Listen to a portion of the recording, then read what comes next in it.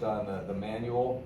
And last thing I will do is I can open up the floor to Mr. Adams to give his little spiel about program, and that'll be it for us. Hey, thanks a lot, Senior Chief. Good morning, good afternoon, whatever it is out there. It's probably still morning.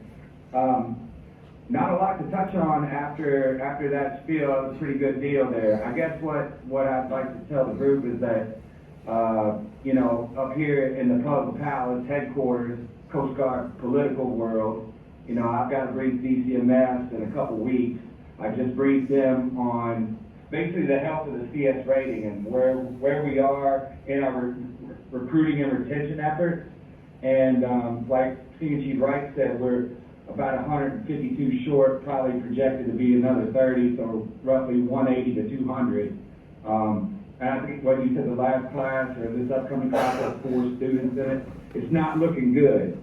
So I guess one thing that wasn't mentioned was, you know, our FSAT team. You know how a few years ago we lost that team. You know, 12 billets, including 1 E9. Well, we didn't do that. Program didn't initiate that. We were in the process of working with FORCECOM to rebrand the FSAT team to some sort of support team, not an assessment team.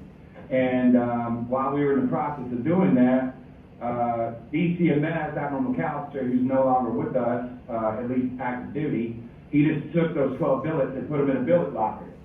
So they were in the billet locker and we're like, hey, you just chopped off the top of our pyramid. You know, so for 5 years we fought to get those back while, you know, onesie, twosies were getting picked off. I think 2 of our chiefs were reprogrammed to the yeoman rating because, you know, they need shore billets, right? Sure, right.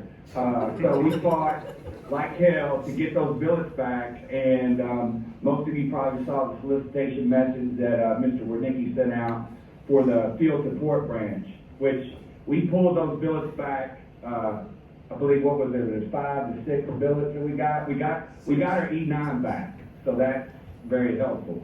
We're working on a couple other initiatives. We're less than 1% at the E9 pay grade, so we've got a couple initiatives. We're trying to get another E9 or maybe 2 E9s back within our rating. So as that moves forward, you know, we'll see what we can do. We're fighting up here. I mean, we go into these briefs with a 3-star, and I mean, I'm taking the gloves off because we're more critical now than we ever have been. So to get that field support branch back, which those billets have already been, or the personnel have been identified, orders have been cut, they will probably fill those jobs, positions in early to mid, you know, like springtime, April, I believe was the time frame for the orders to be cut. So with that, we got that E9 back. And so those people, we're still working with product line on the SOP, but they're going to be a support team, a support branch to help out our folks, not to be, you know, getting them on down checks for bread, you know, breadcrumbs in the toaster and grease in the hood vent. Those days are over, okay? We needed to have customer service support. I don't think that really the commands know what we do. Like, what does program do? I mean, we're in charge of policy, and our damn manual is what? You know, Master Chief Swenson, I appreciate you leaving me and not meeting that task. Now you work for FORCECOM. So that's great. I love it. But you know, like literally, we had to take out one word, Chief, and it wasn't Yorktown. It was Petaluma in the manual. TRACEN, Petaluma. We had to make it TRACEN. We'll compete with CSA. But like the guy said, I mean, we're leading, spearheading the lateral entry, the insignia, the Commandant's 100A plan, the RW30 plan. I mean, we're really, I mean, we're leading the front on everything in pretty much every category. And then one of the things is this. This is what the 3-star told me during our last brief when I talked about the shortages. He said, quote, we got to circle the wagons, okay, and shrink our footprint. So we were tasked to develop a list of all of our 92 stations, our small boat stations, the utilization rates, and product line did a great job of getting, we have like 5 years of data, that's self-reported data, and it's been audited through FINCEN, that look at these numbers. And we, you know, back when we went through the BPR process a few years ago, you know, we identified at land stations that it would be 500 meals per CS per month, that would be the baseline. And that's even very, very, I mean, do the math on that. I mean, 500 meals per month per CS. Well, out of the 92 units, the small boat stations, guess how many units were above that threshold? 1, Station Burlington, Vermont. So 91 stations weren't even meeting that bare minimum. We were in the 100 to 200 range, and so we have these stations out here. We got 120 some odd other stations that don't have gallons. Like, Admiral's like, well, how are the cooks over here at Station Washington, D.C.? I said, oh, they're doing great, Admiral. Oh, yeah? Yeah. You know why? Because they don't have any cooks, okay? So the nation's leading, one of the, most busiest small boat stations doesn't even have a gallon. So the law states that we got to feed our people or we got to pay them. And just face it, those small boat stations, our cooks aren't cooking, Half of them are 2 on, 2 off. They're doing breakfast and lunch. They're closed for dinner. They're closed on the weekends. So I think someone mentioned that, you guys were down in Alameda yesterday, a lot of you, and that galley is going to get flipped. We're modifying that contract to just have a method contract, and in September of 23, that's going to be a blue suit front galley. We're going to have that, our West Coast CSA, and one step at a time. I mean, if we pull those bills in, CMG, like if we were to shut down, because here's the deal, my leadership can't define what temporary is. What's a temporary galley closure? Could someone tell me what that is? I think that's like the rope-a-dope. Because if we close down your galley and we don't have the bodies to stand it back up, I don't think it's ever going to come back. So, we've developed 5 courses of action to go back next month to brief DCMS, and there's some pretty drastic COLAs, but things that can shore up our rating and get the bodies where we need them to be. Like, why do we have, 3 cooks at Station X and we got 1 at Station X or 2? Like our enterprise, we have to redo our whole enterprise. Our 1970 business model is not working anymore.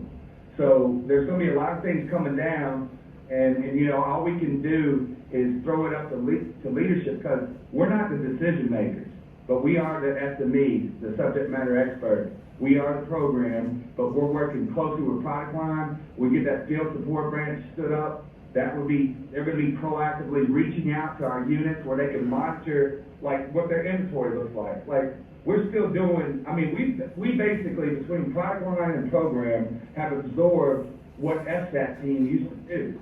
We've done recruiting events at Skills USA in Atlanta. I'm not a recruiter. But everybody's a recruiter, Mr. Adams.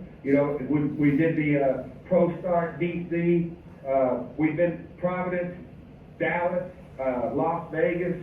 We're doing all kinds of stuff to try to keep this, sucking chest wound from, killing the rating. And so, we got some new people on the team with CMC Fuchs, Master Chief out there. We got the solicitation for the Rating Force Master Chief for next year. I know we had to re-solicit. I don't know why, but I guess we didn't have enough candidates. That's a tough job, but we desperately need that person to be effective in their job. And so hopefully that will go well, and we'll get a top-notch candidate for next year. But from the food service manual, what's holding that up? Well, let's see. FSMS, every time we're about to launch that thing, the Coast Guard does some drastic change, but we're very close to getting that out. Isn't that right, Master Chief Swinton? Mm-hmm. Lock yourself in the room. You shouldn't be there today. Okay. Other than that, really, I could go on and on, but are there any questions for us? Like Mr. Kreider, he's got 1 foot in the grave. He just had back surgery. I can't get him to stay home. You know what I mean? And like, he's up for a 30-year mandatory retirement. I'm hiring a new deputy next year. Anybody want to apply? Anybody want to make a warrant and come over here and take Mr. Kreider's spot? Because Lord knows I need him. But Other than that, what kind of questions y'all got? I think we need to move on. Yeah. Probably. Yeah, we'll save the Q&A for a little later, Mr. Adams. We're gonna Okay. keep moving on, All but right. thank you very much. Right, I will say one last thing, Mr. Bush, and, the product line, the Hiswell Service Center captain, we, went down to Fort Lee, last Wednesday. We had 5 students in the class, including, Chief Sean Bartlett, who actually went to the class and is now gonna be our detached duty instructor down there. And the captain who basically had over 12 and a half years seat time or whatever, who's an operator, just got back from Panama. He was blown away at what's going on, like within, you know, how important CSs are to the afloat community, right?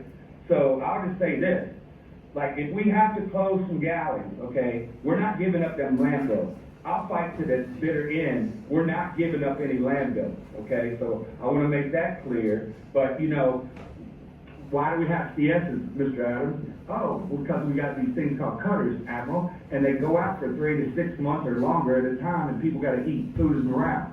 But, you know, people don't join the Coast Guard to do 20 years afloat, okay? So when they're not afloat, where do we put them? So if we bring them back, you know, like good places like Yorktown's working out. Hopefully, we're gonna have the damn bodies that stayed up Alameda. And then maybe we're looking at, you know, later on, there's talk of Cape May, there's talk of East City, there's talk of other contracted facilities that we could flip and turn to blue suits. So anyway, with that said, I guess that's all I got. There's no questions, and I guess we'll save them to the end, but that's all I got. Thank you very much, sir. All right, command is not here, and I believe the next up is. Right. Oh, wrong time, sorry. Perfect.